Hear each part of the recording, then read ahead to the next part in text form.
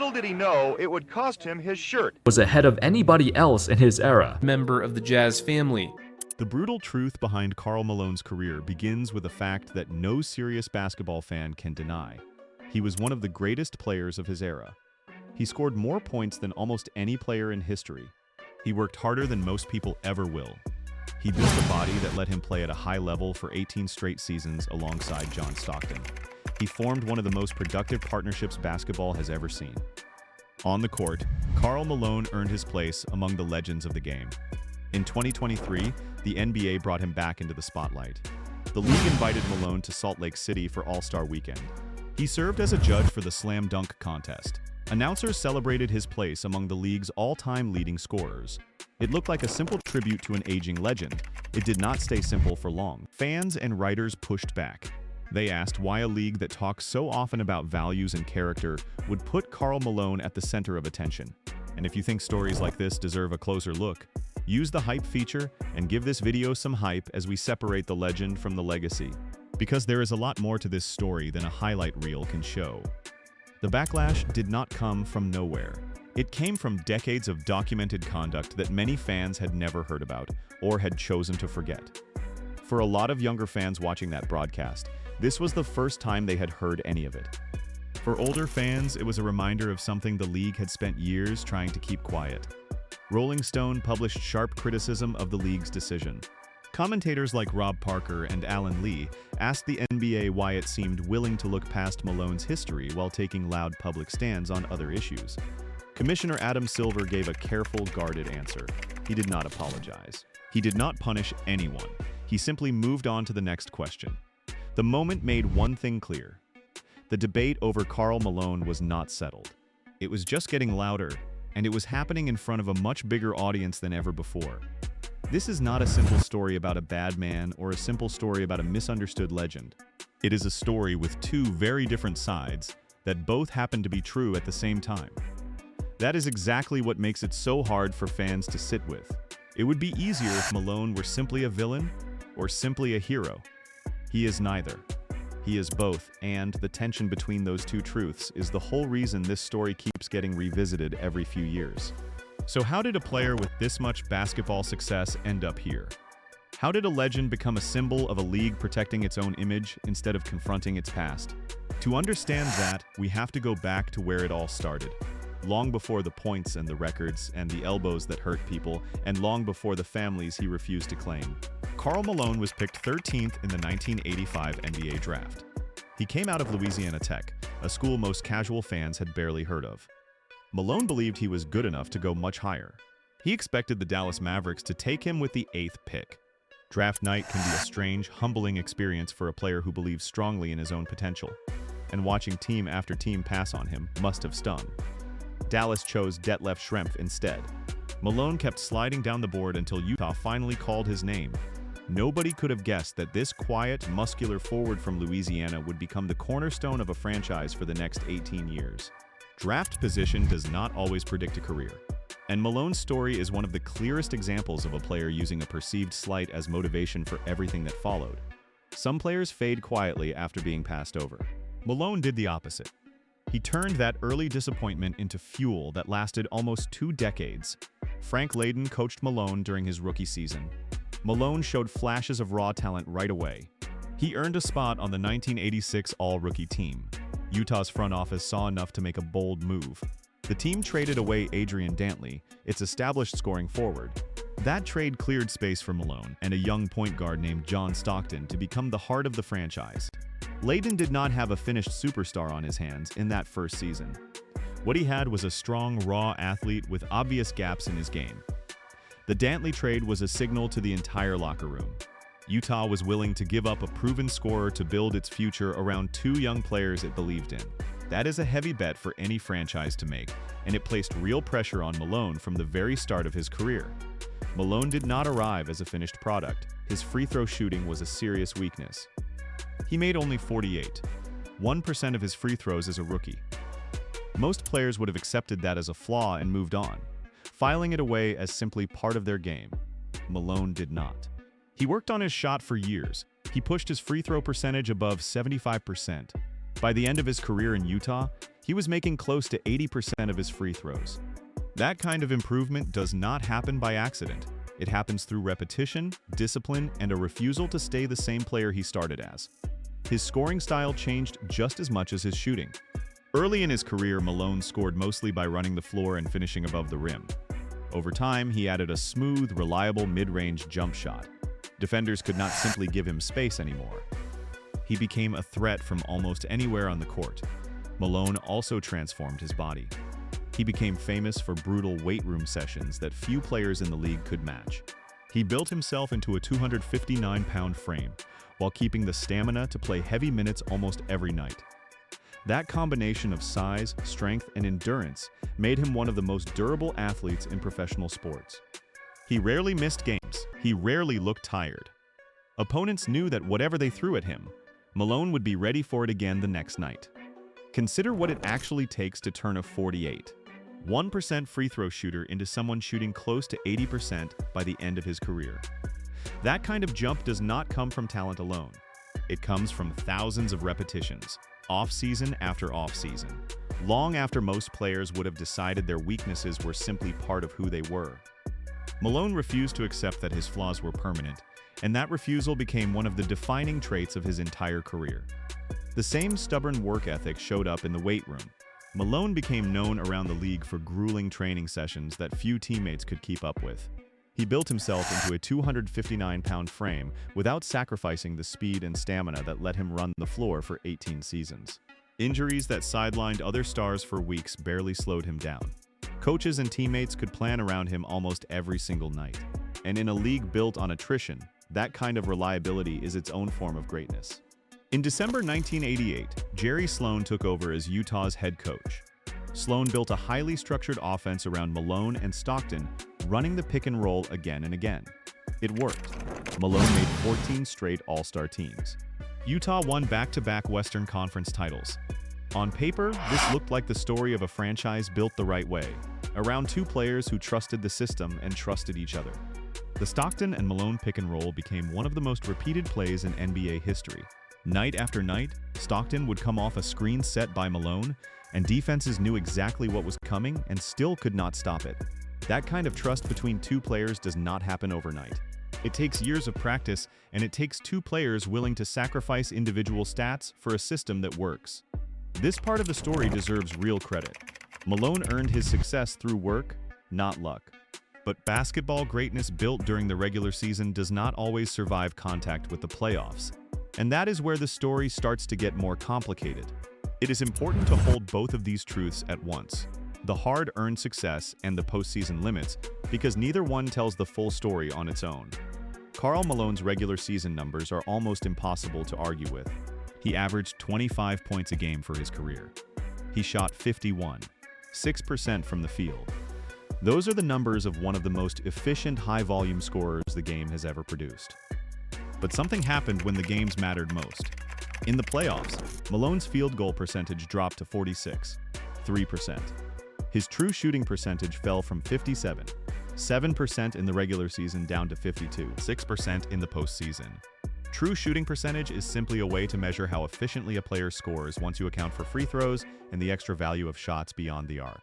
A high number means a player is getting a lot of value out of every shot he takes. A big drop in that number means something changed about how easily he could score. For Malone, that gap between the regular season and the playoffs is enormous for a player of his level. Very few superstars in the modern era have fallen off that much once the pressure increased and the competition got tougher. To understand why, we need to look at how Malone's game actually changed over time. Early in his career, about 2/3 of his scoring came from the low post close to the basket. About 10% came from fast break runs and transition. Only around a quarter of his offense came from the mid-range area. By the mid-1990s, that mix had flipped almost completely. Now only about 30% of his scoring came from the low post. His transition scoring dropped to about 3%. Around 2/3 of his offense now came from mid-range jump shots and high post plays with Stockton. This shift made sense in the regular season. It protected his body. It made him a nearly unstoppable pick-and-pop shooter against tired defenses on the second night of back-to-backs. In the playoffs, that same shift became a problem. Playoff basketball is slower. It is more physical. fast break chances disappear. Defenses get more time to study a team's habits, and Utah's habits were not hard to study. A team preparing for a full week between games can watch tape of every single possession Utah ran that season. And Malone's tendencies were some of the most predictable in the league. Malone did not have a deep well of one-on-one moves to fall back on when Utah's structured plays broke down. He was never the kind of player who could simply put the ball on the floor and create a good shot out of nothing against a set defense. When defenses forced him away from his favorite mid-range spots, he often had to attempt awkward, low-release flip shots against much bigger shot blockers waiting near the rim.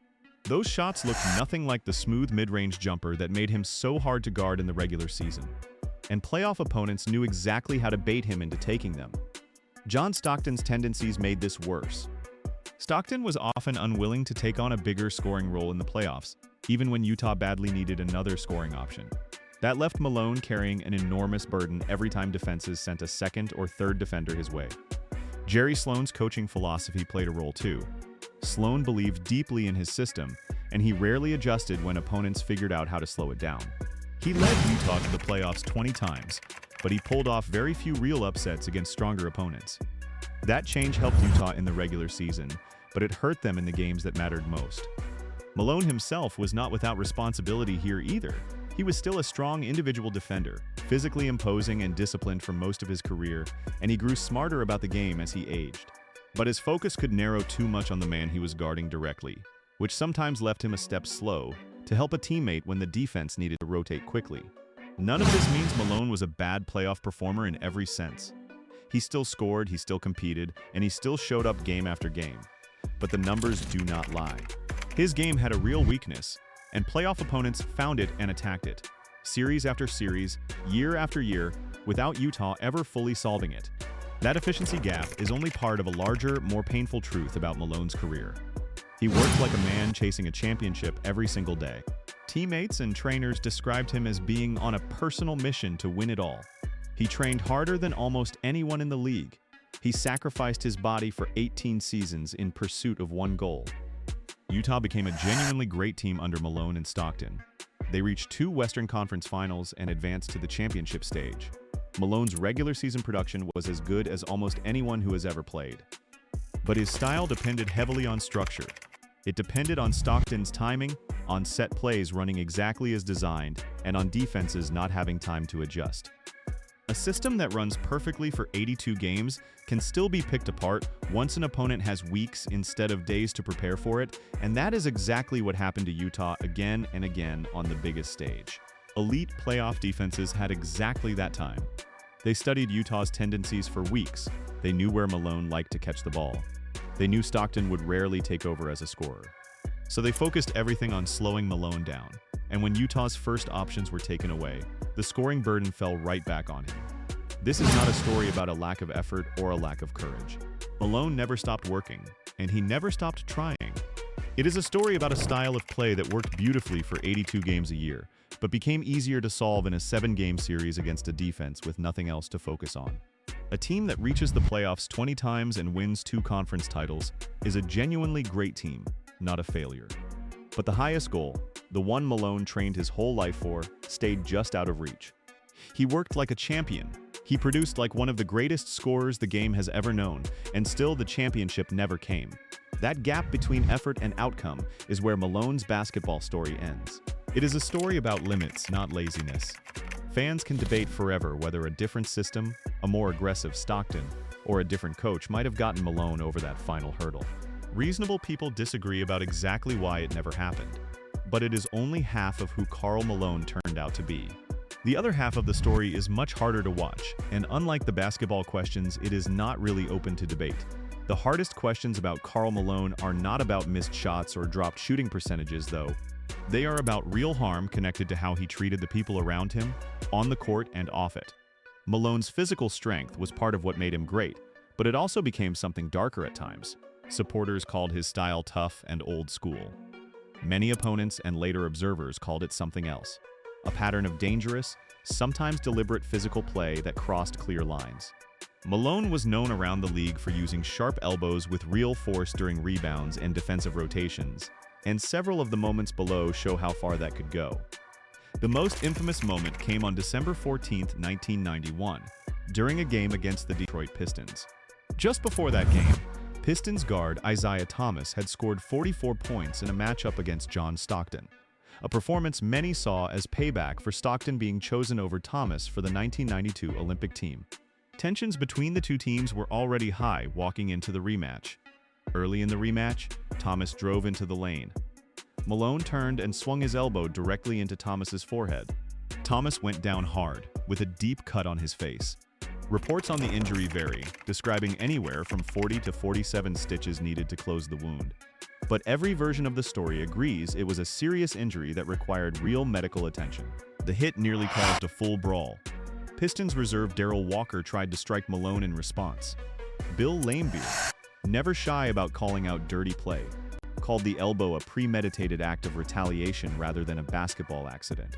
The NBA suspended Malone for a single game and fined him, a punishment that looked small compared to the injury it followed. That punishment did not stop similar incidents from happening again later in his career. During the 1998 playoffs, Malone struck San Antonio center David Robinson with a swinging left elbow to the temple. Robinson was knocked unconscious on the court. In the physical 1999 playoff series against Sacramento, tempers boiled over repeatedly. Chris Webber tried to hold Malone during a rebound, and Malone responded by throwing Webber down to the floor. In another game in that same series, Malone threw Vlade Divac to the ground in a similar confrontation. Later in the series, Malone and Corliss Williamson locked arms, leading to technical fouls for both players and a heated sideline confrontation involving Greg Ostertag and Divac. Earlier that same season, Houston forward Othello Harrington grabbed Malone from behind. Malone punched him in the face, which resulted in a flagrant foul and a later suspension. Looking at these incidents together, a pattern starts to appear. This was not one bad night or one moment of lost temper. It was a recurring habit that stretched across years and multiple opponents, and it kept happening even after suspensions and fines. One more story from this era says something about the culture Malone played in, even though Malone himself did not throw the blow. After Utah eliminated the Los Angeles Lakers in the 1997 playoffs, Utah center Greg Ostertag talked trash about Shaquille O'Neal. Before a shoot-around the following season, O'Neal confronted Ostertag and slapped him hard enough to knock him to the floor, where Ostertag searched around for his contact lenses. O'Neal was fined $10,000 and suspended for one game. Lakers general manager Jerry West warned O'Neal that another incident like it would get him traded. It is important to be clear here. Shaquille O'Neal struck Ostertag. Karl Malone did not. But Malone later said the slap damaged Ostertag's confidence and hurt him for the rest of his career. Taken together, these stories describe a league culture where physical dominance sometimes crossed into real danger, and where Malone was often at the center of it. Fans of that era sometimes wave these moments away as simply part of a tougher, more physical brand of basketball. But a broken forehead requiring dozens of stitches and a Hall of Famer knocked unconscious are not the same thing as ordinary hard fouls. They are the kind of incidents that would draw far more serious consequences under today's rules and today's level of public scrutiny.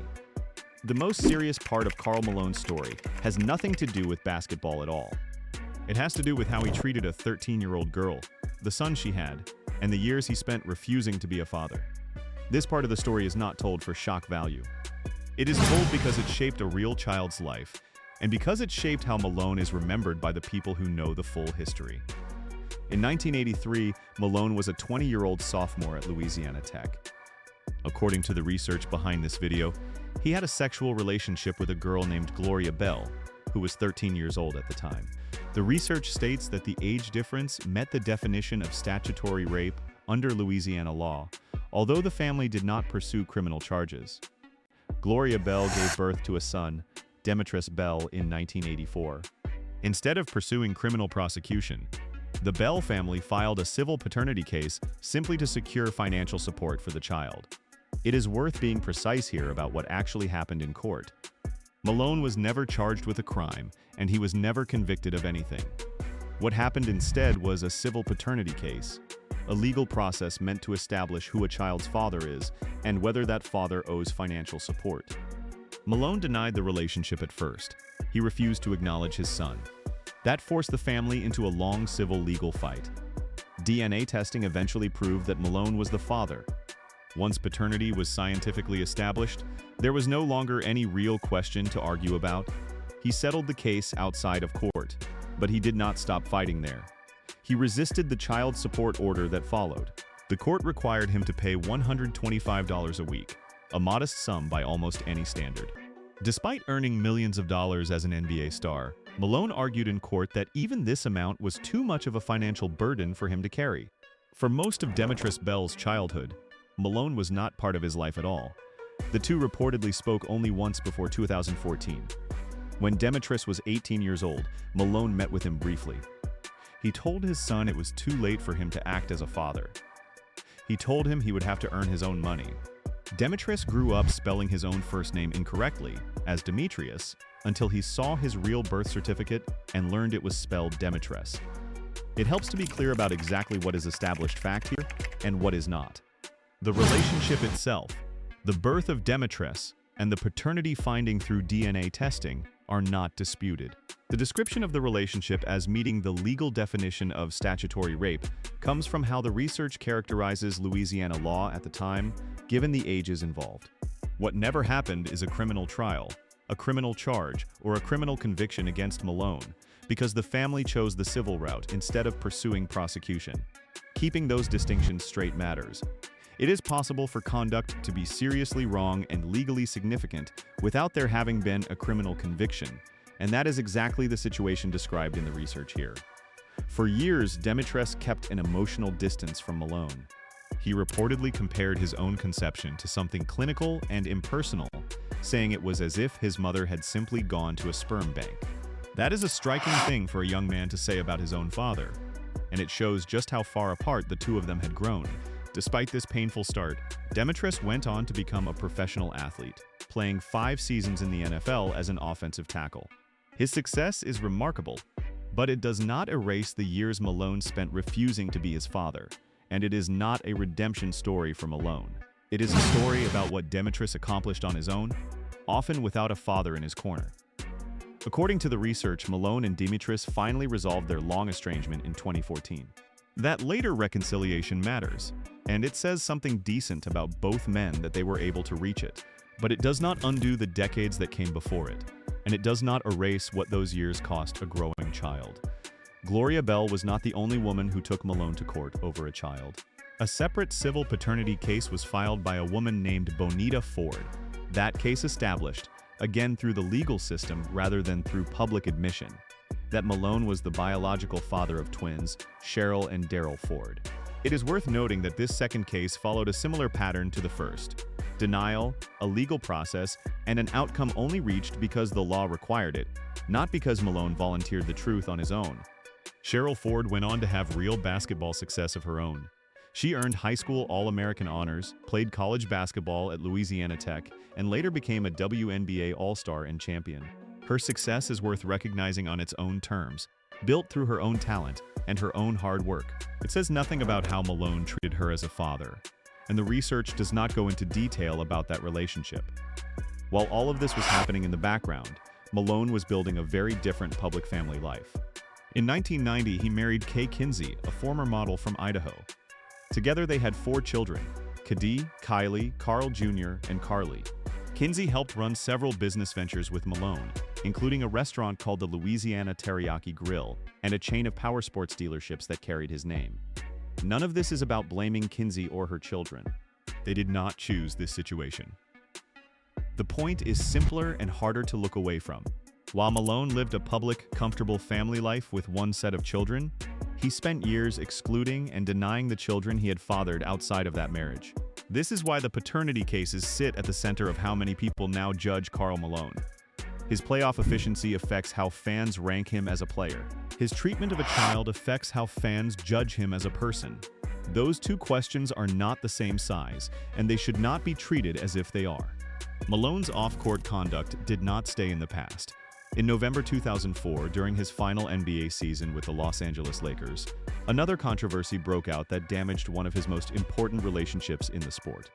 Vanessa Bryant, the wife of his teammate Kobe Bryant, accused Malone of inappropriate behavior toward her during a game at the Staples Center. Reports described sexually suggestive comments directed at her, Kobe Bryant later confirmed publicly that something had happened between them. Malone's agent denied that Malone made any physical advance, but the agent did confirm that Malone apologized for inappropriate remarks.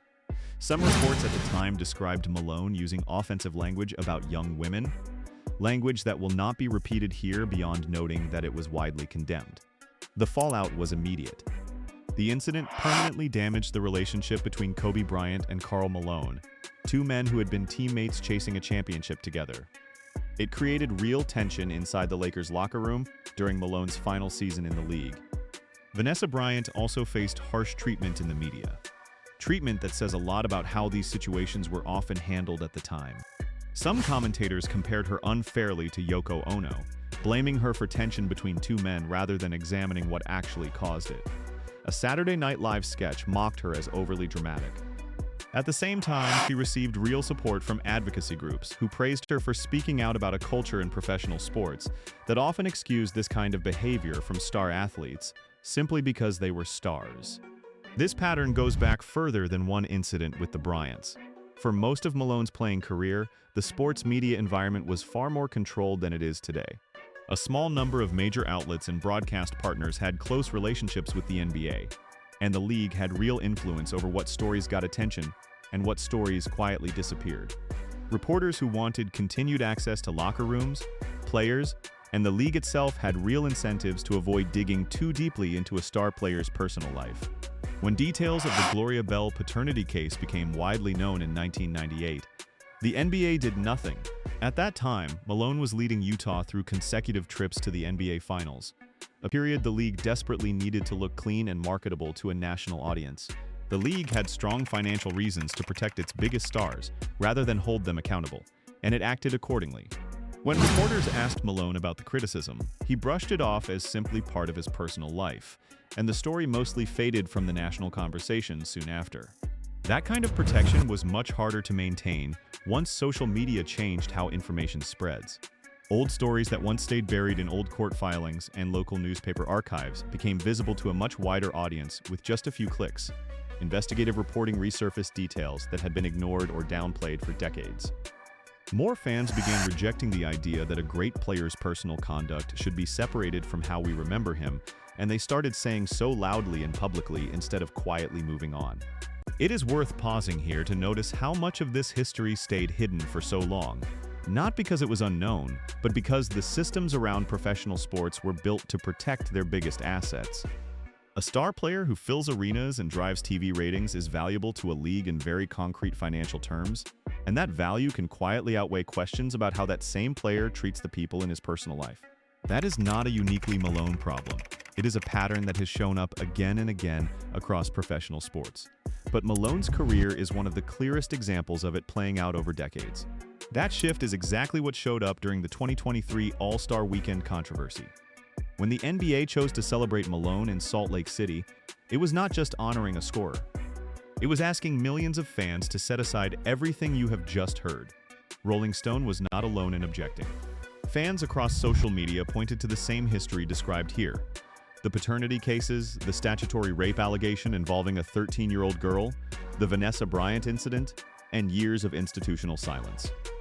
Commentators like Rob Parker and Alan Lee asked why the league was willing to take loud, public stances on some social issues while staying almost silent about Malone's past. Advocacy groups made a similar argument. They said that celebrating Malone on one of the league's biggest stages undercut everything the NBA claims to stand for when it talks about good citizenship and moral character among its players. Commissioner Adam Silver's response stayed guarded and neutral. He did not apologize on behalf of the league. He did not take any real action. He gave the kind of careful, cautious answer that avoids saying anything that could be quoted against the league later. That response, more than anything else, showed how reluctant the NBA still is to hold its retired legends accountable, even when the history is this well documented. None of this makes Karl Malone's basketball achievements imaginary. He really did score 36,928 career points. He really did earn a place in the Basketball Hall of Fame. His work ethic, his physical transformation, his durability, and his partnership with John Stockton are all part of the real history of this game. Nobody who watched him play can honestly say he did not work for every bit of his success. His climb from an unproven 13th pick to one of the most productive scorers the sport has ever seen is a genuine achievement, and it belongs in any honest account of his career. But basketball greatness was never designed to answer questions about how a person treats the people who depend on him. It cannot explain away a sexual relationship with a 13-year-old girl. It cannot undo years of a father refusing to claim his own son. It cannot erase the discomfort of a teammate's wife describing an unwanted advance, or the silence of a league that chose commercial success over accountability for far too long. Think about everything that sits on both sides of this story. On one side, there is a 13th overall pick who turned himself into a Hall of Famer through sheer repetition and will. There is a durable, disciplined competitor who almost never missed a game, and a scoring partnership with John Stockton that helped define an entire era of basketball. On the other side, there is a documented sexual relationship with a 13-year-old girl, years of refusing to support or even acknowledge his own son, a second paternity case involving twins he was equally slow to embrace. An incident that damaged his relationship with a teammate over how he treated that teammate's wife, and a pattern of dangerous physical play that injured other players again and again. A league that benefited financially from his stardom looked away from most of it for decades. Neither side of that ledger cancels out the other. Both sides simply exist together, permanently attached to the same name. The 2023 All-Star Weekend controversy did not happen because fans forgot how good Karl Malone was on the court. It happened because they remembered, and they still could not separate that greatness from everything else attached to his name. Both things are part of the same man, and both things belong in the same story. Karl Malone earned his place in basketball history through work, strength, and talent. But respect is one thing even 36,928 points could not guarantee. That is the truth this story leaves behind, and it is a truth worth remembering the next time a league decides to celebrate a legend without mentioning the rest of what made him who he was,